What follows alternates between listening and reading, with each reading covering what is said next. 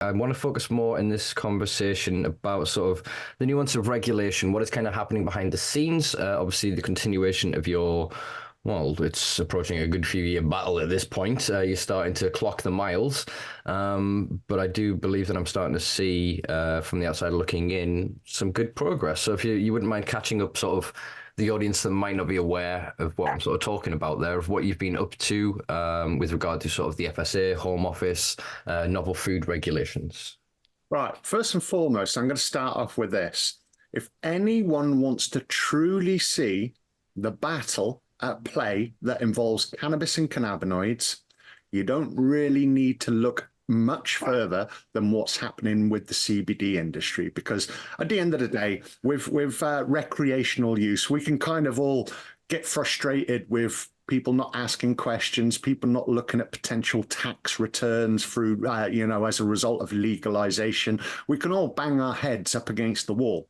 But what we see in the novel foods arena, the CBD supplemental arena, well, that actually paints a more accurate picture of the UK's interests with cannabis and cannabinoids. Now, obviously, to update those who are here, novel foods is basically something that is all about either a new food and an old food and a new format, or a new food, and that is gone by a date, specifically May 1997.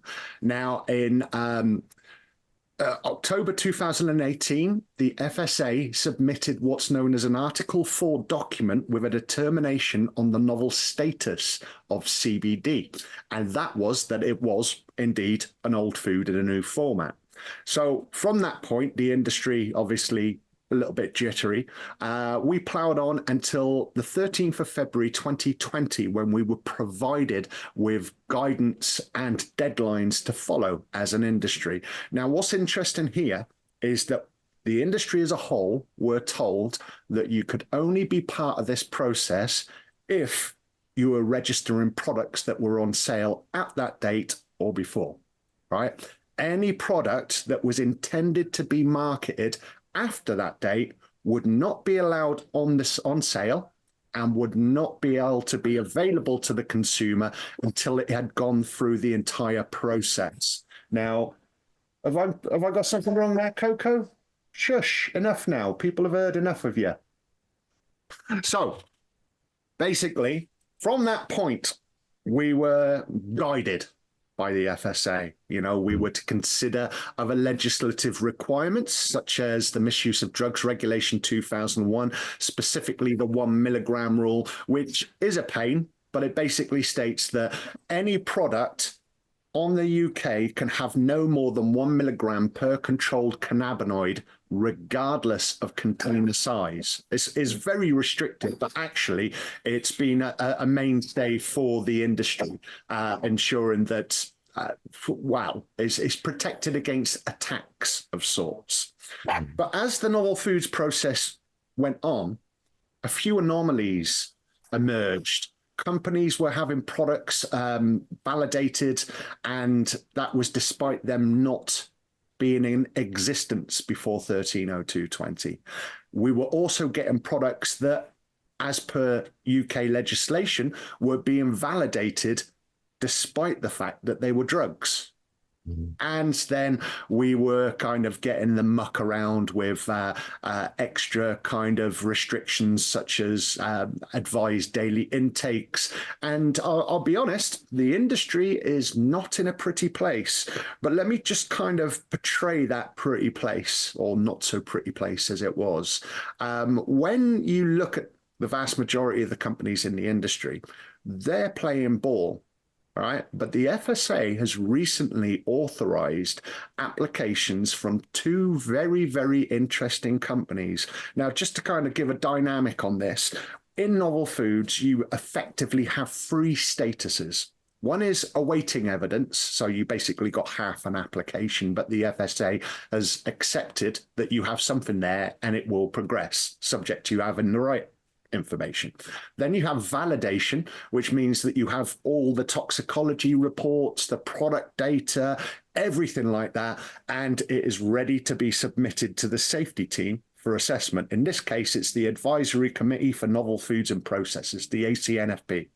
And then you have authorization, which basically says that product has passed every hoop and it is ready to go on sale to the consumer. Now, authorization from the FSA, they recommend it to the health department, or the Department for Health and Social Care, which is an interesting one, considering that's actually run by Victoria Akins. But let's not go on to that one.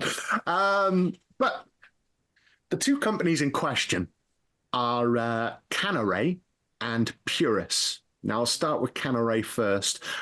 In July 2022, after the FSA had ignored actionable evidence to show that they had been validating products that did not exist on or before 130220, or were in fact more defined as controlled substances as per UK legislation, I basically went on this mission. And it was to highlight the FSA's mishandling of the novel foods process. In the original complaint, though, that I submitted, I highlighted Purus and Cannaray. Cannaray were interesting because on the week of 130220, I came across a post on their LinkedIn account. On there, they were like, oh, yeah, check out our products. They're awesome. To which someone actually jumped in and said, hi, just waiting for my samples. Can you let me know when they're coming, please? To which I saw someone from Cannaray say, we've got a warehouse issue. We'll hopefully get them in soon and get them sent out, right? But that's the week of 130220. So they've already indicated that there are issues. Further to that, if you were to go online, you will see that Cannaray officially launched on the 28th of February. Which is 15 days after the deadline. So, by essence, they should not have had products on the market, right? But here's the thing, right? The FSA are trying to confuse the phrases of on sale versus on market. So, in the lifetime of my complaint, they have turned around to them and said, they haven't got any products on sale. They keep on turning around saying, yeah, but they have products on the market, which they didn't. The FSA are lying, and I'm very comfortable in saying that 100%. I've got all the evidence I could throw at anyone should they be interested.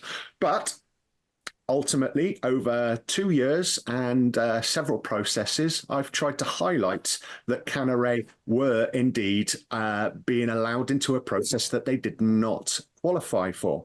Now, an interesting thing is that not so long ago, I submitted a series of Freedom of Information requests, specifically for files in relation to the investigation of my complaint. And the FSA has confirmed directly that Cannaray, by extension, did not qualify for the process that they've allowed them through. Only not long after that, Cannaray's application was authorized, right? So we got all of the people that helped build this industry, right, subject to rules. Those rules have been enforced as well. There have been products removed from the public list, which houses all of the CBD products going through the process. There have been products from there removed because sales on or before 130220 could not be verified. I have evidence to show that the FSA recognized that Cannaray couldn't do that, and yet they've given them a green pass.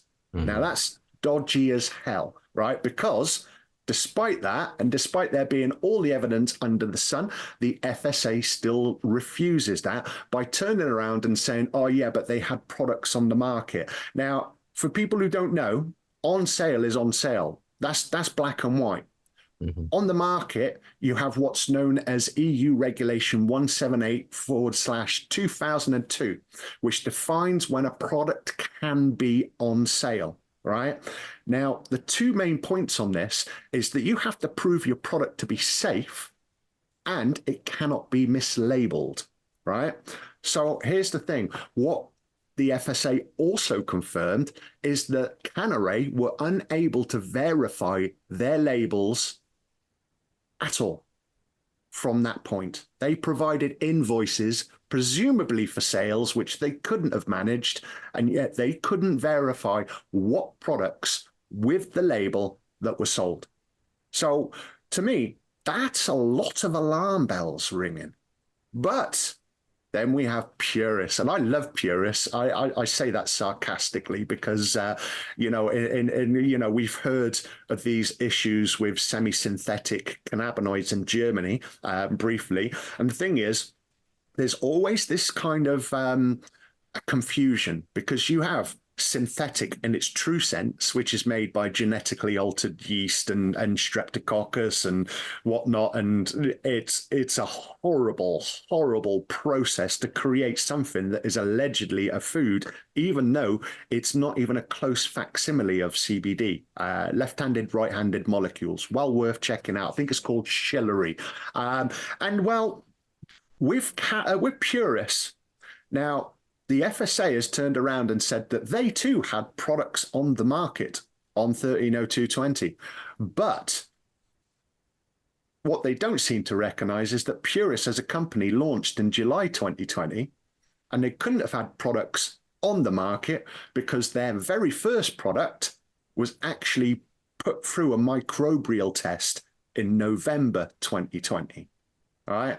So that's well past the deadline. And yet, the FSA has ultimately progressed that application to authorization. And, a lot of the industry are very, very concerned because it shows that not only are the FSA kind of, performing a lot of bits and pieces that are easily defined as double standards, the attention that the industry has as a whole versus the attention that's being given to Purist and Canneray, it's very, very different. It's almost like, and I did say this 2 years ago when I initially started this journey, not Germany, that the FSA are effectively creating a cartel market. And that, I believe, has been realized by the authorization of those applications. And Sorry, are you alleging that public schoolboys would get together and conspire in offices with industry?